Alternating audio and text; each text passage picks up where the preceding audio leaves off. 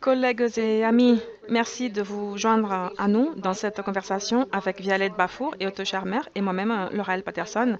Je suis responsable de l'intégration des ODD au PNUD. Je vais laisser Otto et Violette se présenter eux-mêmes.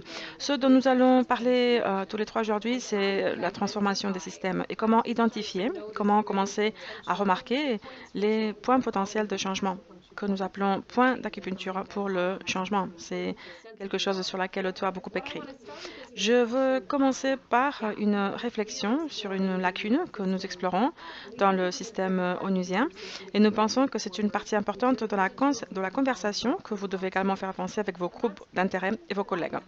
Alors, pourquoi y a-t-il un écart entre nos valeurs et nos croyances individuelles et l'action collective? Que se passe-t-il dans cet espace? Pourquoi pouvons-nous nous sentir engagés en tant qu'individus vis-à-vis du changement climatique, mais en tant que groupe, en tant que collectif, nos comportements ne reflètent pas ces valeurs. Nous allons donc explorer cela un petit peu dans la conversation avec Otto et Violet. Et j'aimerais suggérer trois choses qui, d'après nous, vous voudrez peut-être envisager et éventuellement faire avancer dans la discussion avec vos collègues également. Donc, il s'agit vraiment de savoir comment aligner notre attention avec notre intention. Qu'est-ce que cela veut dire que de commencer à intégrer nos croyances individuelles dans notre agence, dans un sentiment d'autonomisation et d'action, de confiance et de connexion avec les autres pour être en mesure de conduire ce changement de système? Eh bien, nous savons que les systèmes ne changent pas facilement, le statu quo prévaut souvent, les structures de pouvoir empêchent ou limitent des fois les changements de bien des manières, certainement vers un changement positif dans certains de ces domaines. Alors, nous voulons vous proposer trois idées principales sur lesquelles réfléchir. La première est la suivante. Pouvons-nous modifier la façon dont nous mesurons? Comment mesurer différemment nos conditions de bien-être?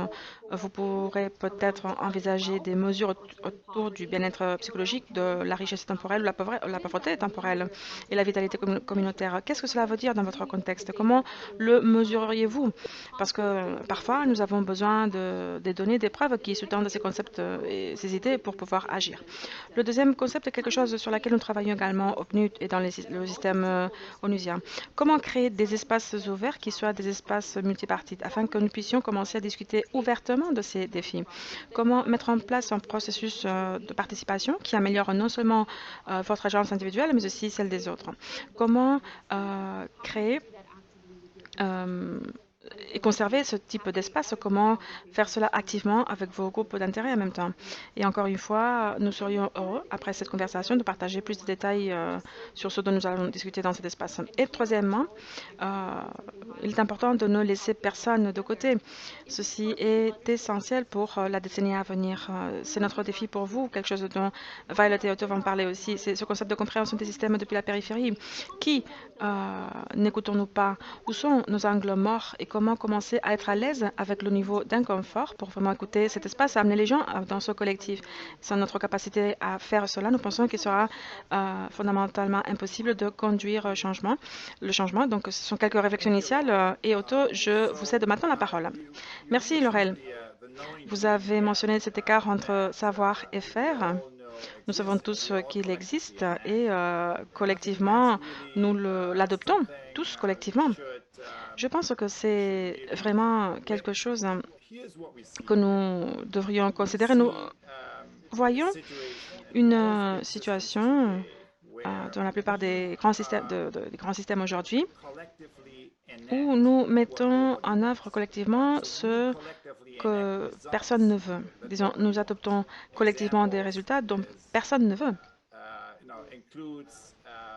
Des exemples sont par exemple la destruction massive de l'environnement, la perte de la biodiversité, les inégalités, la polarisation, ainsi que tous les problèmes de santé mentale et d'épuisement professionnel dont nous savons qu'ils sont si endémiques. Donc, nous créons collectivement des résultats dont personne ne veut.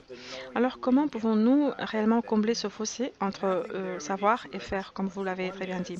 Je pense qu'il y a plusieurs points à considérer. Le premier, c'est quand on a cet écart entre savoir et faire, qui est une sorte de déconnexion entre la tête et la main au niveau du collectif, eh bien, la seule manière d'y parvenir, évidemment, est en activant l'intelligence du corps.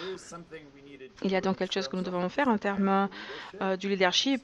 Un autre type de leadership est nécessaire. Ça, c'est donc une chose. Mais l'autre chose concerne la transformation du collectif.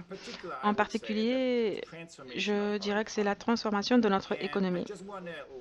Et j'aimerais juste énumérer pour notre conversation ici les 7 points d'acupuncture qui, d'un point de vue économique, je pense qu'ils requièrent vraiment notre attention parce que il y a des choses très intéressantes qui se produisent déjà. Et pourtant, il nécessite plus d'attention de notre part pour que nous puissions accélérer la transformation dans chacun d'entre eux. La plupart de ces concepts, vous les connaissez déjà, donc je vais les énumérer. Tout d'abord, la nature. Et au fur et à mesure que je vais passer en revue les 7 points d'acupuncture, je vais aussi y associer une fonction de production moderne. Donc je vais commencer par la nature. La nature, eh bien, nous voyons un passage d'une économie linéaire à une économie circulaire, surtout en termes d'agriculture. D'une agriculture industrielle, nous passons à une agriculture régénérative. Puis, en termes de main-d'œuvre, nous passons des emplois ou de l'absence d'emploi à un travail basé sur des projets ou un travail significatif. Et je pense que c'est vraiment intéressant le concept du revenu de base universel. L'administrateur Achim Steiner a mentionné ce chiffre l'autre jour.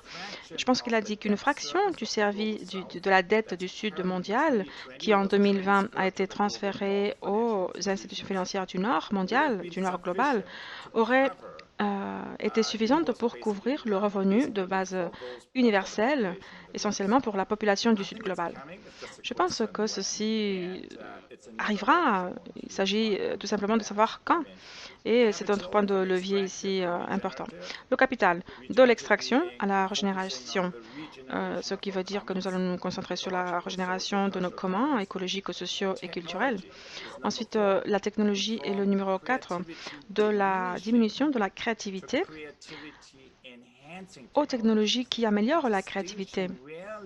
C'est une distinction vraiment appliquée aujourd'hui, mais surtout très applicable lorsque nous considérons les enjeux et les promesses de la technologie. Numéro 5, la gestion des hiérarchies, de la gestion hiérarchique et des silos hiérarchiques au leadership et à la co-créativité des écosystèmes. Et puis, du côté de la consommation, le numéro 6, du PIB au plus grand et meilleur, au bien-être de la planète et des gens.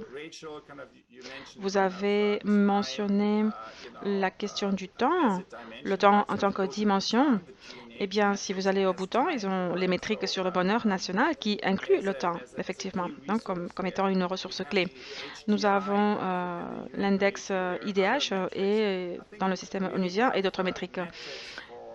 Il existe aussi d'autres paramètres permettant de saisir le progrès économique en termes de bien-être à la fois de la planète et des personnes. Et puis finalement, bien sûr, nous parlons de la transformation de la gouvernance et la transformation du mécanisme de coordination que nous appliquons à nos systèmes.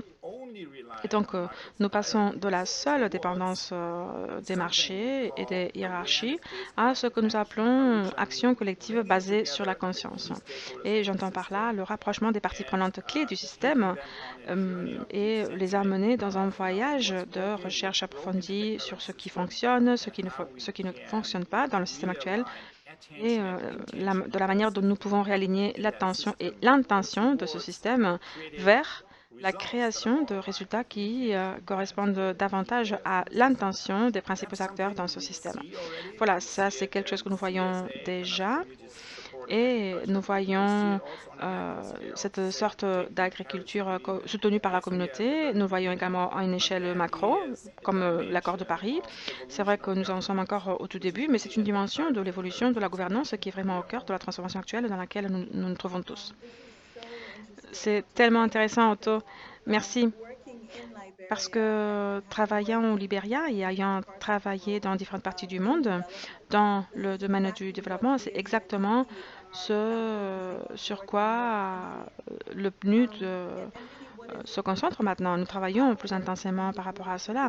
De quoi s'agit-il? Eh bien, c'est de passer de l'action individuelle à l'action collective. C'est pour nous de nous considérer comme un individu.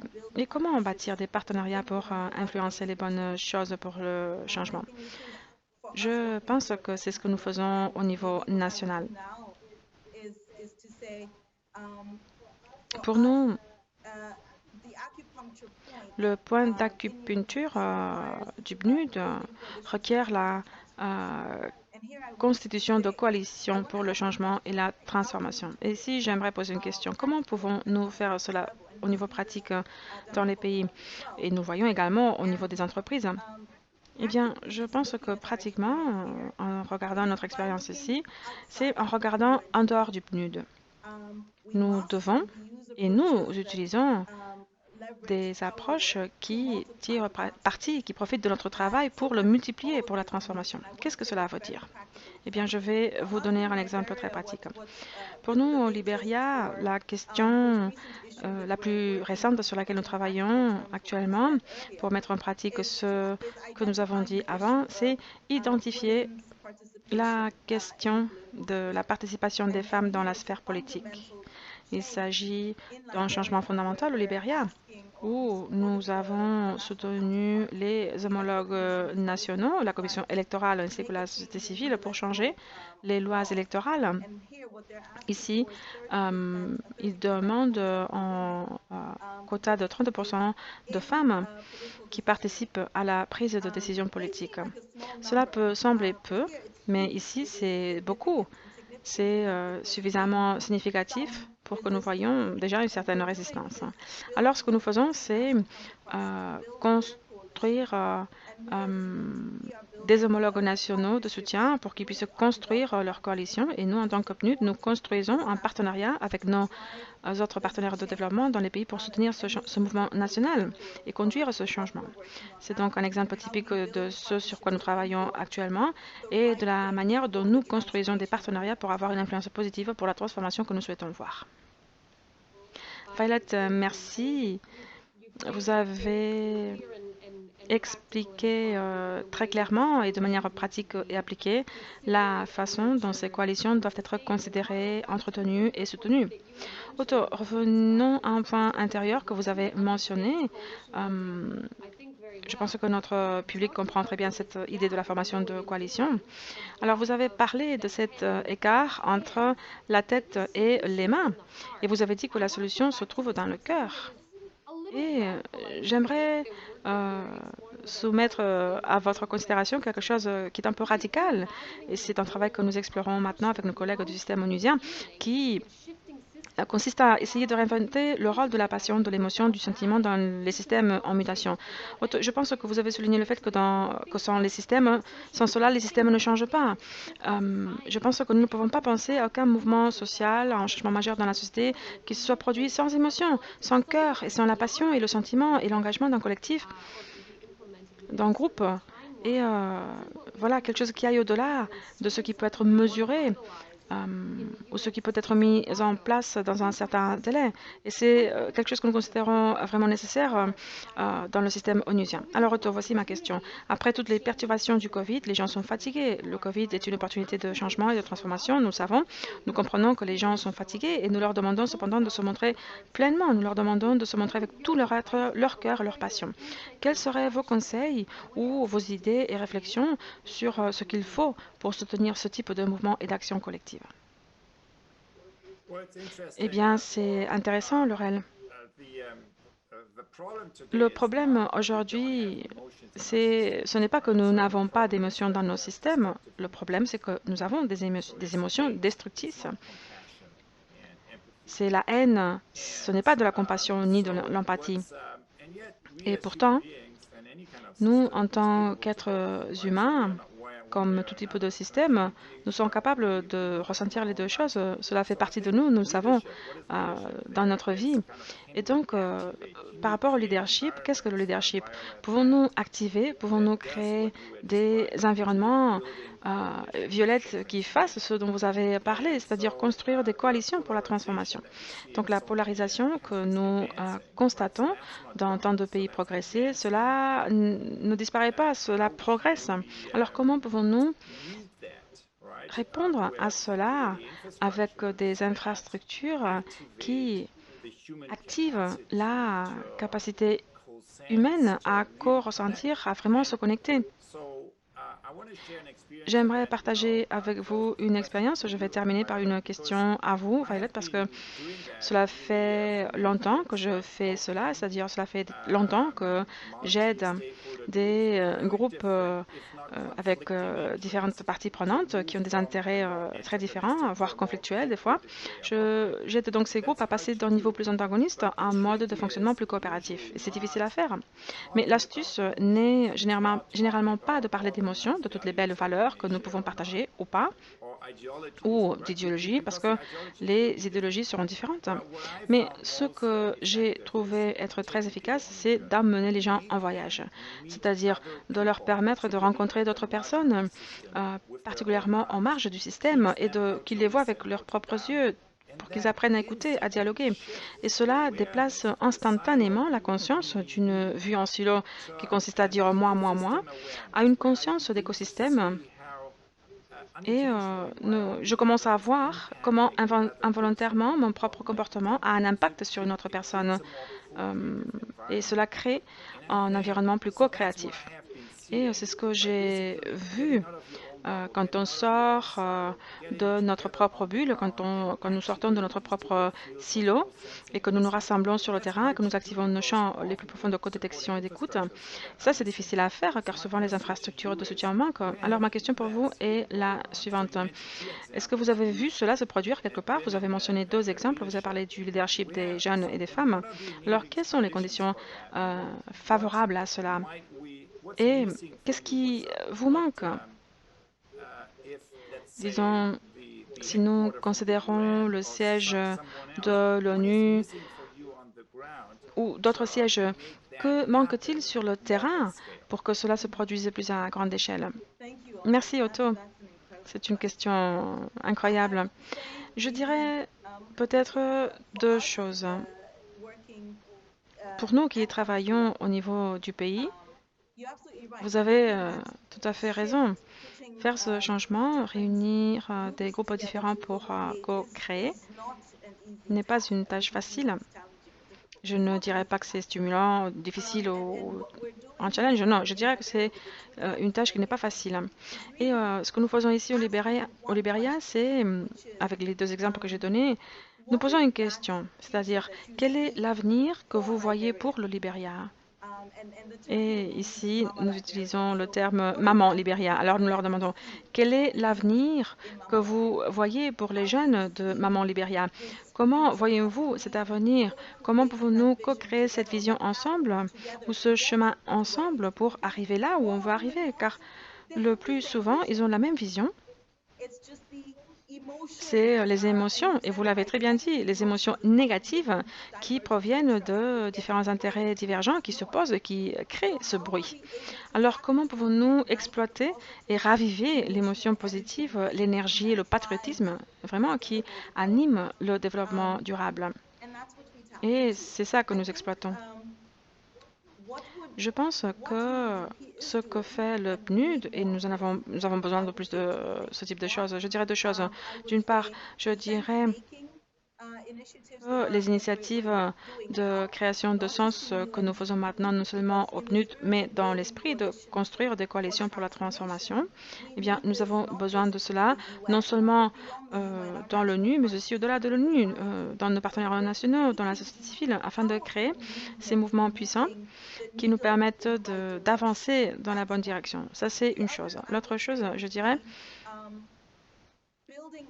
c'est de construire à grande échelle une initiative qui nous permette et qui fournisse les outils nécessaires à la création de sens, des outils que nous pourrons partager avec nos partenaires pour pouvoir commencer à co-créer, pour commencer à travailler en ayant à l'esprit la fin.